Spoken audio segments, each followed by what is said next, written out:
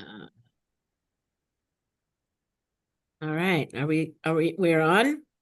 Yes. Good afternoon and welcome to the first meeting of the Insurance Subcommittee of the Health Committee in the House.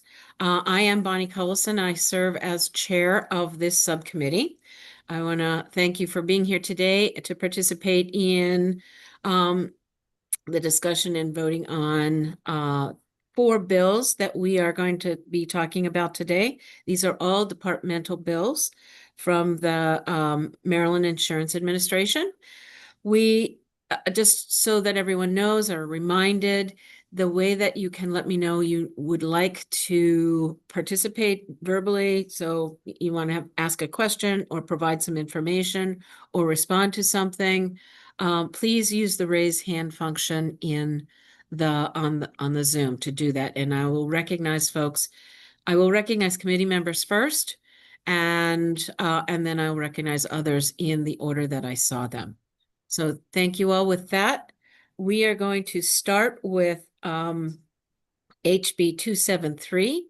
This is Health Insurance Small Business Health Options Program enrollment effective dates.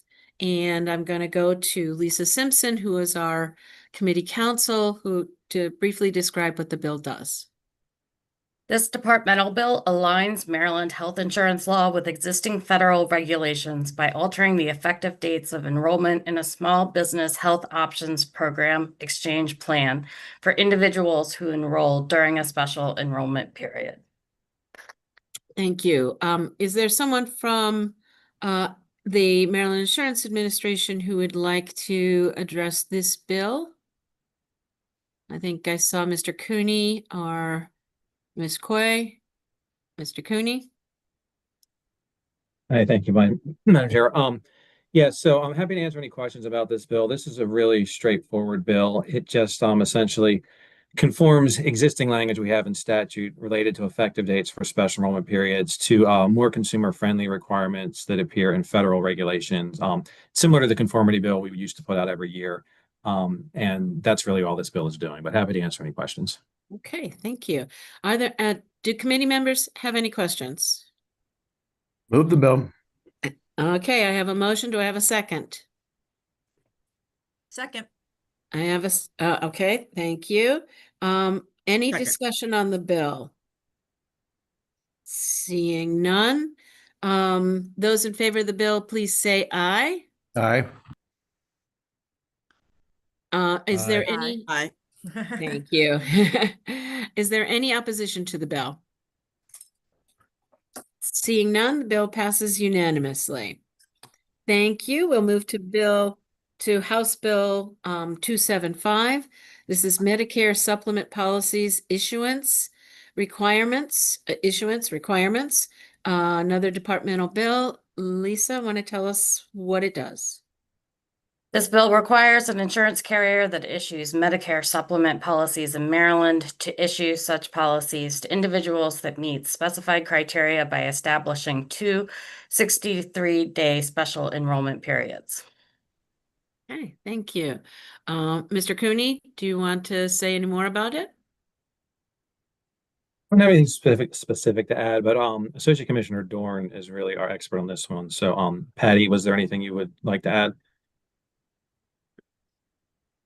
Nothing to add. This is just for clarification. It adds a special enrollment period for people who have lost Medicaid when they were Medicare, Medicaid, and it also adds a special enrollment period for certain people who were qualified for Medicare before January 1st, 2020, so they can purchase plans G and D in certain situations. So this is really a consumer-friendly bill. It gives them a longer time period. Correct. Okay, thank you. Do I hear a motion on the bill? Move the bill. Second. Okay. I have a motion and a second. Who was the second, please? Denny. Okay, Denny. Delegate Tavares. Okay, I have a motion and a second. Is there any discussion on the bill? Seeing no hands go up, put the motion to, those in favor of a support for 275, please say aye. Aye. Is there anyone in opposition? Seeing no one, the bill passes unanimously. Okay, now we're going to go to House Bill 277. We do have an amendment on this bill, but I'm going to ask a proposed amendment on this bill. I am going to ask Lisa to tell us about what the bill does. This is another departmental bill. It authorizes the insurance commissioner to impose a civil penalty of up to $10,000 for each violation of the entire insurance article by a third-party administrator, instead of only for violations of the provisions of law that directly govern the third-party administrators. Okay. Is this Ms. Dorn also? Who has information from MIA? I can answer any Oh. questions, Oh. Madam Chair. Thank you. Thank- I'm Mary Quay. Thank you. Mary, do you have any further information you want to add or? Now, I would note that this is similar to provisions that apply to producers, and there is some overlap between TPAs and producers. So this is not novel language for this bill. Okay, great. Thank you. Now, is Ms. Kaufman on? Yes, I am. Okay. Would you like to speak to your amendment? Sure. And the amendment, basically, MedCai had met with the insurance commissioner this fall. And in our conversations, we had talked about penalties and enforcement. And the comment was that many of those in the statute had not been updated for decades. So during the testimony, we spend a lot of time down here making sure and trying to, ensure that the law has appropriate consumer protections, but enforcement goes hand in hand. So what the amendment does is basically, instead of going through and trying to do it ourselves, just asking that the Maryland Insurance Administration do a comprehensive review of the penalties and enforcement mechanisms available to them to determine if they need to be changed in order to ensure accountability and to then report back. Okay, thank you. I'm going to ask Mary Quay, do you have a thought about this? I believe the MIA does not object to the concept. I'm wondering if MIA currently has the ability to do this without statute. You are correct that we can review this and make recommendations. Would it be helpful if there was a letter from at least my chair and perhaps the chair of finance, a joint letter requiring MIA to do this? Yes, we would be happy to respond to such a letter. Thank you. Okay, thank you. I'm going to propose to the committee and to Ms. Kaufman that that's what we do. I'm worried about the potential of abrogating the single subject rule, because this bill, as it came in, really has to do with one limited category of providers. So we can address this issue through a letters. Dana, do you have? No, we would response to that? support that. Whatever Okay. is the mechanism for doing that review is fine with us, and we appreciate your support for that and the letter. Okay, super. Thank you. Okay, any further discussion on 277? Move Seeing favorable. none, I've got a favorable from Second. Delegate Taveras, and I've got a second from Delegate Johnson. Any further discussion? Delegate Morgan? Do you have I'm discussion? sorry, I was clicking You- around here. I had that I was opposed to it. I just can't figure out why. So maybe I should just abstain for the vote this time. Thank you, Madam Chair. And I apologize for being late. I was tied up doing other things. Thank you. Can't imagine what. No. Thank you, Delegate. Any other discussion on the bill? Then those in favor, please say aye. Aye. Aye. Okay. Aye. Is there, and Delegate Morgan, you are abstaining? Okay. Yes, thank you. Okay, great, thank you. All right, so the bill passes then. We'll move on to the committee. So I want to start the conversation on House Bill 280. We'll go around 15 minutes on this. And then we will hold this bill until, at least until next week. So House Bill 280 is Health Insurance, Mental Health, and Substance Use Disorders, Codification of Federal Requirements. And Lisa, tell us what the bill does. The bill codifies portions of the 2024 Federal Mental Health Parity Rule to strengthen enforcement of parity requirements for the treatment of mental health and substance use disorders. The provisions of the bill include a prohibition on the use of discriminatory factors and evidentiary standards in the design of non-quantitative treatment limitations, requirements for carriers to collect, evaluate, and act on relevant outcome data for NQTLs, and a requirement that carriers offer meaningful benefits for mental health and substance use disorders on par with benefits for medical surgical services. Okay, thank you. So I'm going to go to, I think, Mr. Cooney on this, or Ms. Quay. Which one would like to speak to this bill? Thank you, Madam Chair. I think we'll probably tag team if there's questions. And I'm happy to give an overview again, but I don't know if you best use our time. You just want to jump right into questions, and I can address any concerns any members have.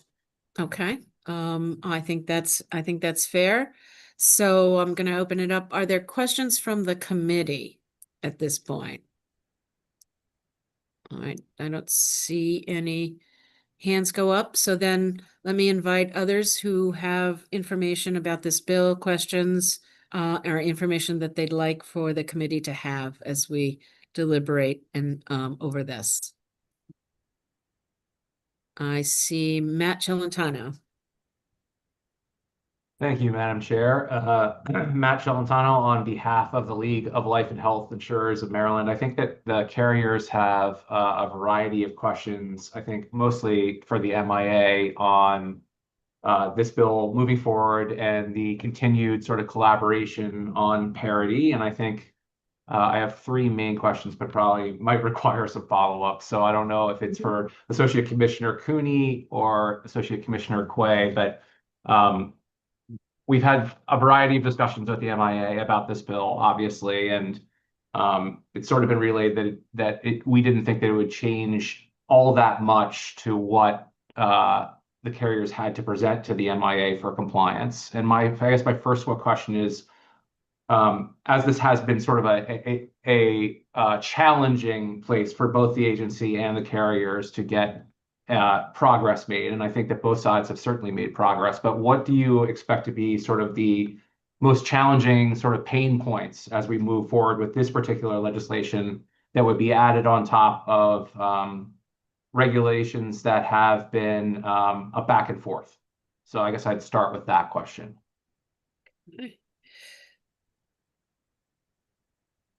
Sure. I can take this one, David, if you don't mind. Okay. Sure, go right ahead. And David may follow up with more detail, but I would say that of great concern is the use of data and the presumptions that were established by the Department of Labor. Initially, they said it was not dispositive. Now they say it's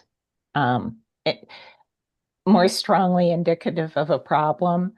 And I think that what we have been looking for, so I don't think that it's necessarily a change in our enforcement, is a detailed explanation of disparities in the data, because the statute already authorizes us to collect data.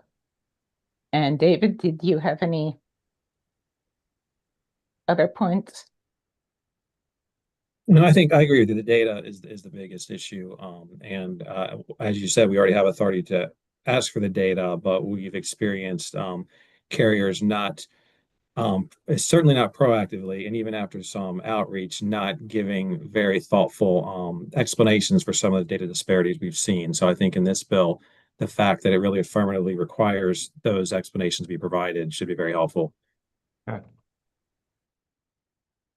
Um, that- go ahead. I'm Go ahead. sorry. I can stop Delegate Colson, or I have two more questions if it's okay. I'm going to come back to you. I'm going to go to Alita Jerry Carter. Fair enough. Sure. Thank Now, you. and then we'll come back to you. Okay. Hello, thank you for allowing me to speak today. I'm with Paul Equity Access. I am a solopreneur, a former pediatric nurse practitioner, and a current practicing board certified patient advocate. And so I am also the mother of 2 children with disabilities.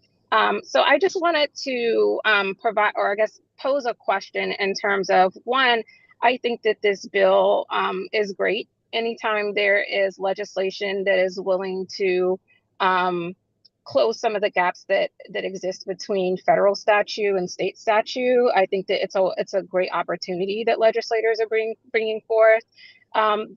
The point of question that I'm going to present at this point is, while the legislation does talk about the inclusion of stakeholders, I did not see where there was a specific call out to ensure that community voices would be included. Often with stakeholder inclusions across industries, we see an oversaturation or overrepresentation of people that are professionals within the industry, which kind of silences the end user. And so I guess I wanted to pose a question in reference to how can this legislation be implemented in a way to ensure that gatekeeping isn't going to occur when it comes to the stakeholder inclusion part of it? I'm going to ask either Mary Quay or David Cooney to try to respond to that. Sure. I noticed the commissioner is actually on now and has her Oh. hand raised. Oh, sorry. Commissioner Grant, take it away. Thanks, Madam Vice Chair. I snuck on. So I think those are great questions. I actually, separate and apart from this bill, one of the things we did last year was had a hearing on ways we can better get in health and community input. And we are going to be establishing a forum for folks to do exactly as, and I'm sorry, I missed your name, but exactly as you described, getting that input, making sure that we're really hearing from folks who are impacted from some of these things, to make sure that that is informing how we are implementing the laws that we're charged with implementing. So that's separate from this bill, but it's definitely an effort that we are working towards. Okay. Ms. Carter, is that, do you have a follow-up? Well, yes. So I was a bit surprised that I was actually invited to the work session. So pardon me, I do have written talking points, but can you clarify the scope for the work session? I understand that this is not to be treated as a hearing. And so with that understanding, I guess advocating for amendments would be inappropriate, but asking thought-provoking questions to understand the intent versus the application would be appropriate. Can you confirm if that is correct? That is correct. Okay, thank you. So then I guess the follow-up question that it's kind of it's a segue and a connection to the previous question about the use of data within this piece of legislation. Again, just understanding the potential value with the data mention or call out that's within the legislation. Has there been thought in terms of making sure that the data is consumer friendly, so that community advocates or healthcare professionals that aren't necessarily going to be on the or maybe at the meetings for the formally identified stakeholders to still be able to access the data and use it to be able to translate it to, again, just support community advocacy.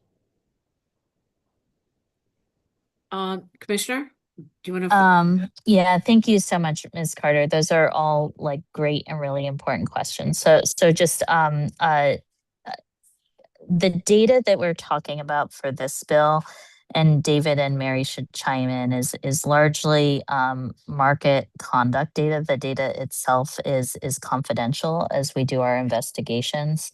But I do want to say that we are the points that you're raising are so important. We are committed to data transparency. We actually just hired a chief data officer who started about 2 weeks ago with our agency in an effort to make sure that the data that we can share publicly is clear and understandable. And I also believe I've heard that there may be efforts to look at transparency around behavioral health data and differences in other venues. It's not covered in this bill, but is certainly an important matter for discussion. And thank you, Commissioner. And I guess part of also what I've heard in your response to the first question is the opportunities for folks to relay their experiences. You're trying to create more of them. So even Absolutely. Yep. I appreciate the sort of movement towards transparency as much as possible without, revealing proprietary information. Then there are hopefully these public opportunities for people to inform the MIA of concerns they have. Absolutely. Delegate Johnson, you had your hand up. Are you still? I did, Madam Chair. It was about the suggested amendment for stakeholder inclusion, but you guys have covered that, so thank you.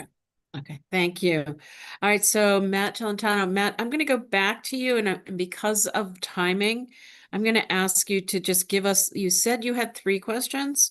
We got 1. Can you give us the other 2, and with the promise that we will follow up, give MIA some time to respond, to develop a response, and we'll follow up in the next meeting on this bill. So my pleasure, Madam Chair, and thank you very much for the opportunity. 2 questions at once. The first one would be that the bill, as introduced, would take effect July 1, and the 2026 filings for the carriers are also due July 1. So do we expect the requirements here would be in effect for the 2026 or the 2028 filing? That's the first question. Okay. And the second one is that the bill includes several terms from the rule at the federal level that have not been fully defined. And how do we anticipate defining those terms, and what would the process be? I mean, the largest one that comes to mind is meaningful benefits, which was not defined at the federal level. And then we also have a bunch of things we'd like to talk about on the notion that the rule is settled, which I think carriers would not agree with. But those are my 2 questions: the filing date and meaningful benefits and other undefined terms. Thank you very, very much. I appreciate it. Thank you. Are there any other questions that folks have now that we can identify so that we know we can come back the next time with some responses? I see no hands going up, and we have 6 minutes to our Health Committee briefing. So I want to thank everybody for their participation today. This committee will typically be meeting as close to 11 or right after the floor session as possible on Tuesdays. So look for potential, watch emails for follow-up on particularly on House Bill 280, but we will probably be hearing other insurance bills on Thursday, and we could have, we have a longer agenda than House Bill 280 next week. So with that, anyone need to give us any information before we close out? Seeing no hands, thank you all very much. And to committee members,